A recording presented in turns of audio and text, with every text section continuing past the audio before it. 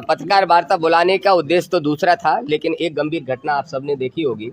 कल ही ग्वालियर जिले के बेहट थाने के अंतर्गत आने वाले गरनौली गांव जो है, वहां पे एक कुशवाहा समाज के व्यक्ति को किसी शुक्ला ने बहुत बुरी तरीके से मारा पीटा और जातिगत रूप से अपमानित किया। हम पहले तो मांग करते हैं और शुरू से हम मांग करते आ रहे हैं, अटेर की घटना से लेकर लखनऊ की घटना और दमोह की घटना तक, कि जितनी भी जातिगत घटनाएं, जातंकवादी घटनाएं इस मध्य प्रदेश के अंदर हो रही हैं, उन सब में एनएसए की कार्रवाई करे पुलिस, तब जाके वो घटनाएं रुकेंगी।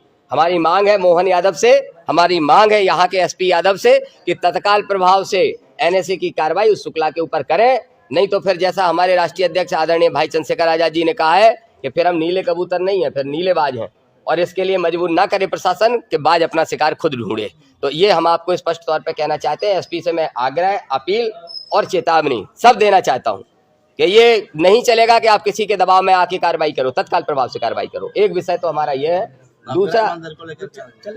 दूसरा एक और विषय गंभीर ये है, सबसे पहले तो मैं आप सब मीडिया के साथियों को भी धन्यवाद दूंगा, हमारे पार्टी के प्रदेश के नेतृत्व को, राष्ट्रीय नेतृत्व को धन्यवाद दूंगा कि इंदरगढ़ की जो सभा थी बाबा साहब के परिनिर्वाण दिवस पे, जिसमें आदरणीय राष्ट्रीय अध्यक्ष चंद्रशेखर आजाद जी आए थे, उस सभा ने पूरे मध्य प्रदेश की सत्ता और विपक्ष की मुख्य पार्टी की चूल्हे हिलाने का काम किया है।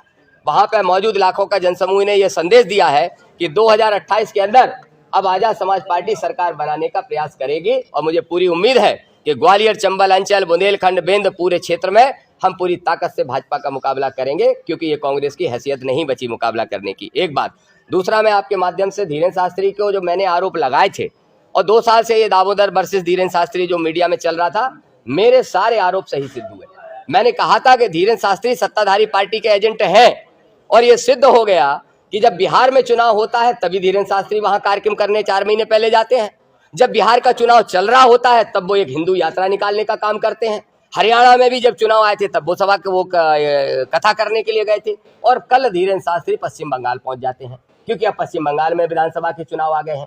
इससे स्पष्ट होता है कि धीरेन्द्र शास्त्री कोई बाबा, कोई संत नहीं, बल्कि बीजेपी के एजेंट के रूप में काम कर रहे हैं। मैं स्पष्ट तौर पर कहूंगा और चुनौतीपूर्ण तरीके से कहूंगा, अगर धीरेन्द्र शास्त्री में हिम्मत है तो घोषणा उन्होंने की थी कि हम दूसरा चरण यात्रा का करेंगे, करके दिखाएं दामोदर यादव की चुनौती। अगर हिम्मत है तो दूसरी यात्रा करके दिखाओ, सुप्रीम कोर्ट के माध्यम से रोकने का कोशिश करेंगे और रोक के दिखाएंगे। चाहे पीएम के छोटे भाई बने रहो, चाहे सीएम के बड़े भाई बने रहो, लेकिन भारत का संविधान आपको नहीं तोड़ने देंगे। एक और गंभीर विषय सुन लीजिए आधा मिनट में।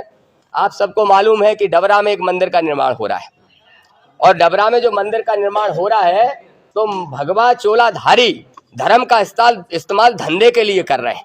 धीरेन्द्र भी वही कर रहे हैं और धीरेन्द्र के चेले भी वही कर रहे हैं। जो वहां पे एक सज्जन है जो बनवा रहे हैं मंदिर, उन्होंने शुगर मिल की जमीन जो सरकार ने लीज पे दी थी, उस जमीन को गलत तरीके से दान पत्र लिखवा के उस पर कब्जा करके और भूमाफियागिरी करने का काम कर रहे हैं। तत्काल प्रभाव से ग्वालियर के कलेक्टर को, स्पष्ट तौर पे कह रहा हूं, तत्काल प्रभाव से ग्वालियर के कलेक्टर को डबरा मंदिर निर्माण के काम को रुकवाना चाहिए।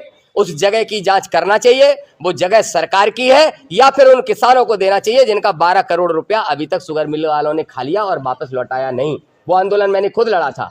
तो मैं स्पष्ट तौर पे कहूंगा, ये भूमाफियागिरी नहीं चलेगी। और इससे भी सिद्ध होता है, मंदिर तो वो अवैध तरीके से बन ही रहा है, लेकिन उस मंदिर की आड़ में भूमाफियागिरी कैसे फल फूल रही है, और उसका उद्घाटन करने भी धीरेन्द्र शास्त्री जा रहे हैं।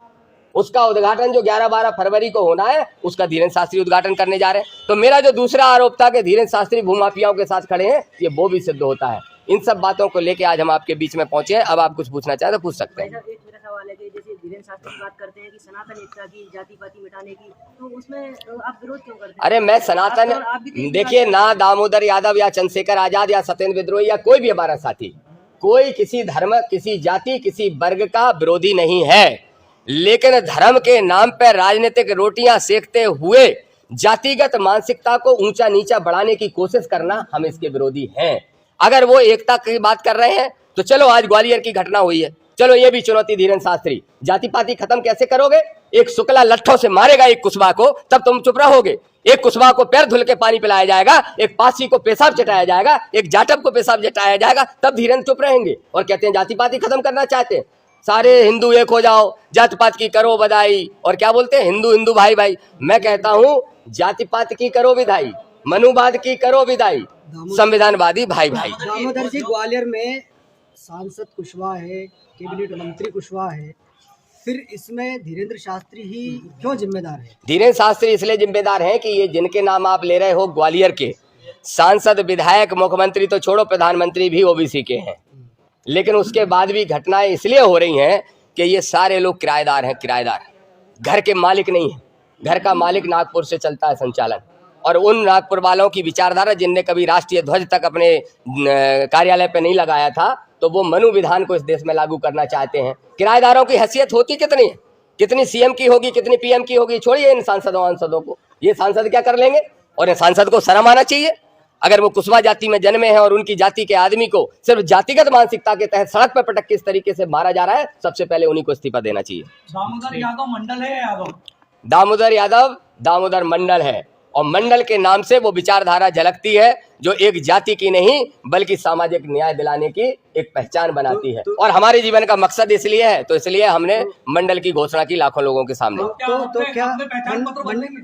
जी हाँ, बिल्कुल। तो क्या मंडल दामोदर यादव और कमंडल धीरेन्द्र शास्त्री, मंडल और कमंडल का संघर्ष इस देश में लगभग 50 साल से चल रहा है। जिस समय बीपी मंडल की कमीशन की रिपोर्ट सिफारिशें लागू होने वाली थी, तब अडवाणी जी एक यात्रा लेके निकले थे, और अब जब फिर से ओबीसी आरक्षण को दिलाने की बात हमारे अम्बेडकर साथी कर रहे हैं, अम्बेडकरवादी साथी कर रहे हैं, तब फिर से धीरेन्द्र शास्त्री जैसे लोग यात्राएं लेके निकले हैं। तो ये मंडल कमंडल की लड़ाई में इस बार किसी भी कीमत पे मंडल को परास्त नहीं होने देंगे, कमंडल को परास्त होना पड़ेगा। मंडल और कमंडल साथ में कब बैठेंगे? मंडल और कमंडल साथ कब? नहीं, हम ना उनको ना हम उन बात नहीं करते। आप आंदोलन चला रहे हैं बीबीसी आराम से मंडल के नायक तो वही है। देखिए, मंडल के जनक जो भी हैं उनका हम सम्मान भी करते हैं, और उनकी हमने पुण्यतिथि वो मना, ये कोई आप बाध्य करोगे? हमारी सोच है, हम जैसा लेते हैं वैसा बोलेंगे। अब आपको जैसे दिखाना वैसे दिखाइए। Thank you.